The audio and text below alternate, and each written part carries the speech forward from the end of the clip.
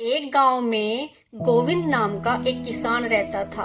वो बहुत आलसी था और दिन भर सोता ही रहता था। गोविंद की इस आदत से उसकी बीवी बिल्कुल ही परेशान थी। हर रोज की तरह गोविंद सो रहा था। उसकी पत्नी आती है और कहती है, लो गांव के सभी लोग अपने खेतों पर काम करने के लिए निकल गए हैं, लेकिन ये अभी भी सो रहे हैं। इस आदमी का मैं क्या करूं? मेरा तो नसीब ही खराब है। इतने में गोविंद नींद से उठ जाता है और कहता है, क्या करूं भाग्यवान, मुझे काम करने का मन ही नहीं होता। कहीं भी थोड़ी देर बैठ जाऊं तो मुझे नींद आने लगती है। ये सुनकर उसकी पत्नी कहती है, अपने पास 3 बीघा जमीन है, लेकिन फिर भी हम गरीबों की जिंदगी जी रहे हैं। उठो और आज पूरा खेत जोत कर आओ। काम पूरा नहीं किया तो घर आने की हिम्मत मत करना, और खाना भी तभी मिलेगा जब तुम पूरा खेत जोत कर आओगे। बीवी की डांट सुनकर गोविंद खड़ा हो जाता है और फावड़ा लेकर खेत की ओर निकल जाता है। बाहर धूप बहुत तेज हो चुकी थी। वो सीधा जाकर पेड़ की छांव में बैठ जाता है। बैठते ही उसे नींद आने लगती है, लेकिन तभी बीवी की डांट फटकार याद आ जाती है और वो खड़ा होकर फावड़ा चलाने लगता है। थोड़ी देर तक काम करने के बाद गोविंद को पसीना आने लगता है। वो पसीना पोंछते हुए कहता है, थोड़ी देर आराम कर लेता हूँ और पानी पीकर दोबारा काम पर लगूंगा। वो वापस से पेड़ के नीचे जाता है और पानी पीकर आराम करने लगता है। आराम करते करते उसे नींद आ जाती है और कब शाम हो जाती है उसे पता ही नहीं चलता। जब गोविंद की नींद खुलती है तो उसके सामने एक बूढ़ी औरत खड़ी होती है। वो कहती है, बेटा अगर 2 बूंद पानी हो तो मुझे पिला दो, मुझे बहुत तेज प्यास लगी है। गोविंद कहता है, हाँ हाँ माँ जी, मेरे पास पानी है, लो पी लो। गोविंद उन्हें पानी पिलाता है। पानी पीकर वो महिला कहती है, बेटा क्या तुम्हारे पास कुछ खाने को मिलेगा? बहुत तेज भूख भी लगी है। गोविंद कहता है, लेकिन माँ जी मेरे पास तो खाने के लिए कुछ भी नहीं है, मैं खुद भी भूखा हूँ। मेरी पत्नी ने मुझे खाना दिया ही नहीं। उसने मुझसे कहा है कि अगर मैंने खेत को पूरा नहीं जोता तो मुझे खाना नहीं मिलेगा। मैंने बहुत देर तक काम किया, लेकिन पूरा खेत नहीं जोत पाया। मुझे काम करने का मन ही नहीं होता। जहाँ कहीं भी बैठता हूँ मुझे तुरंत नींद आ जाती है। तभी वो बूढ़ी महिला एक देवी का रूप धारण करती है। ये देखकर गोविंद हैरान हो जाता है।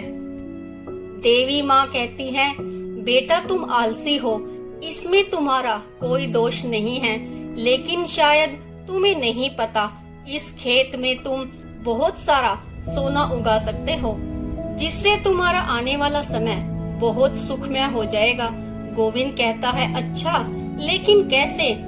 देखो बेटा, तुम इस खेत में धान की फसल बो। तुम्हारे इस पूरे खेत में 3 धान सोने के उगेंगे, जिससे तुम अपनी गरीबी को दूर कर पाओगे। इस तरह हर साल धान की फसल बोने पर सोने के धान की संख्या बढ़ती जाएगी और धीरे धीरे तेरा पूरा खेत सोने की धान की फसल वाला बनकर तैयार हो जाएगा और तुम सोने की फसल के मालिक बन जाओगे।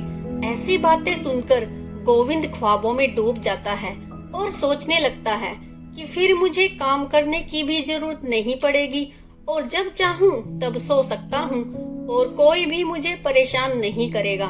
इतने में वो अप्सरा गायब हो जाती है और गोविंद वापस घर आ जाता है।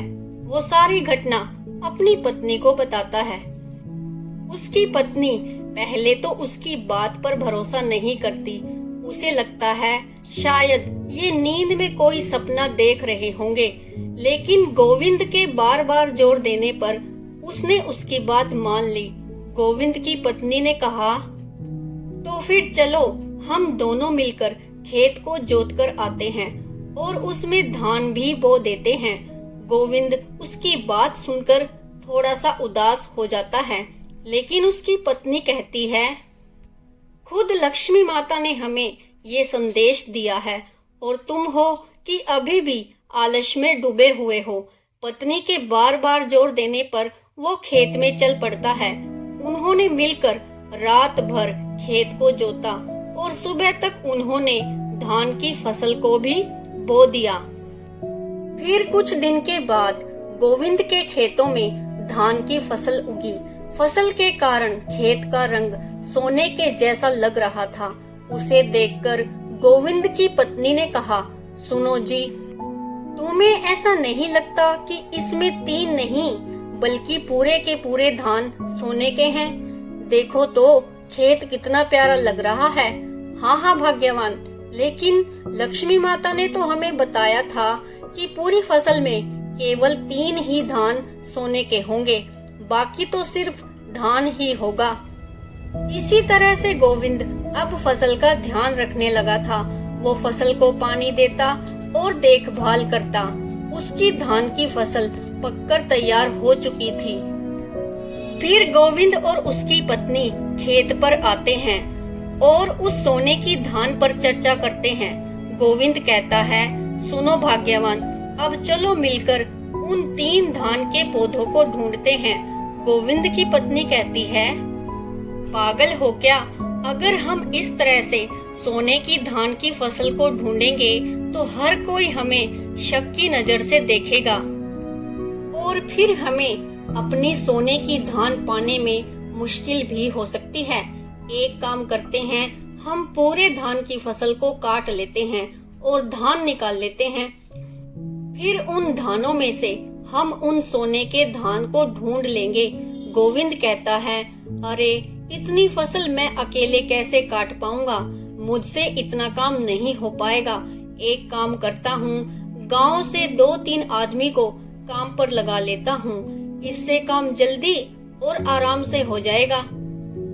गोविंद की पत्नी गुस्सा होते हुए बोलती है, अगर हम दूसरों से धान कटवाएंगे तो क्या पता वो सोने के धान वही लोग चुरा ले। नहीं नहीं, हम ऐसा नहीं कर सकते।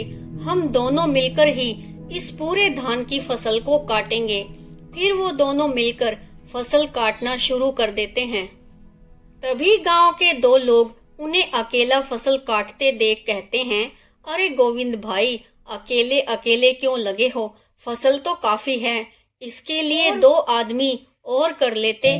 गोविंद कहता है, नहीं नहीं चाचा जी, हम दोनों मिलकर ही इस फसल को आज ही पूरा काट देंगे।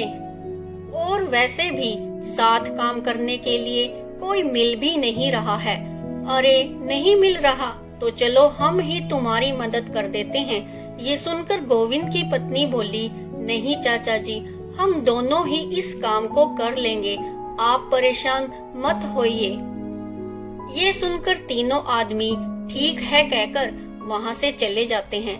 गोविंद की पत्नी कहती है, अच्छा हुआ जो ये लोग चले गए, वरना सोना हमारे हाथ नहीं लग पाता। फिर वो दोनों धान की फसल काट लेते हैं और घर आ जाते हैं। वो दोनों मिलकर धान और भूसे को अलग कर लेते हैं और फिर उसमें सोना ढूंढने लगते हैं। काफी कोशिश करने के बाद भी उन्हें सोना नहीं मिलता। इस पर वो दोनों उदास हो जाते हैं। गोविंद की पत्नी गोविंद से कहती है, सुनो जी, सोना तो मिल ही नहीं रहा, अब क्या करें? हाँ भाग्यवान, सोना तो है ही नहीं। एक काम करो, तुम इस धान को जमींदार को बेच आओ। वैसे भी हम इतनी धान का क्या करेंगे? गोविंद उस पूरे धान को जमींदार के पास लेकर जाता है। जमींदार गोविंद की फसल देखकर खुश हो जाता है, क्योंकि उसका पूरा धान सोने की तरह चमक रहा था। इसके बाद जमींदार गोविंद को बहुत सारे पैसे देता है, जिसकी गोविंद ने कभी कल्पना भी नहीं की थी। इसके अलावा जमींदार गोविंद को अगली फसल के पैसे पहले ही दे देता है, ताकि अगली फसल भी वो खरीद सके। अब गोविंद के पास काफी पैसे थे और वो घर वापिस आ जाता है और पैसे अपनी पत्नी को दे देता है।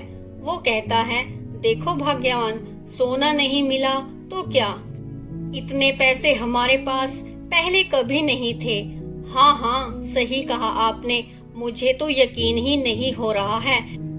इतने सारे पैसे एक साथ देखकर वो कहती है, सुनो जी, जिस देवी ने आपको दर्शन दिए हैं उन्होंने हमें सोना देने का कहा था, लेकिन उस सोने से हम इतना पैसा नहीं कमा सकते थे जितना कि हमने अपनी फसल बेचकर कमाया है।